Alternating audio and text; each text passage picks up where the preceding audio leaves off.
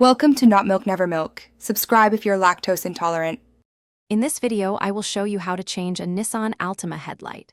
First, gather your essential tools, including a Phillips head screwdriver, a 10mm wrench, and your replacement headlight bulb. Always ensure your vehicle is completely turned off and the engine has cooled down to prevent any burns. It's also a good idea to check your owner's manual for the exact bulb type and any specific safety precautions for your model year. Next, open your Altima's hood and locate the back of the headlight assembly.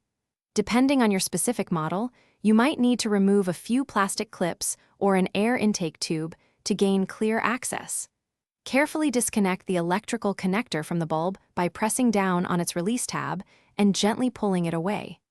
Be sure not to tug on the wires themselves, as this could cause damage. Now it's time to remove the old bulb.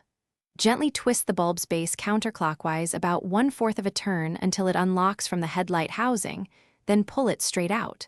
When handling the new bulb, always avoid touching the glass with your bare hands, as oils can significantly reduce its lifespan.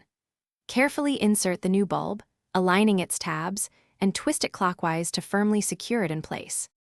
Once the new bulb is secure, reconnect the electrical connector, ensuring it clicks firmly into place.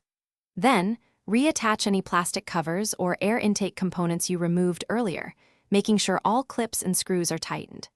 Finally, turn on your Altima and test both the low and high beams to confirm your new headlight is working perfectly. Remember, for other great deals and the link to those amazing darn tough socks with a lifetime warranty, check the description below. Drive safely. Thanks for watching. If this was helpful, leave a like and consider subscribing. See you next time.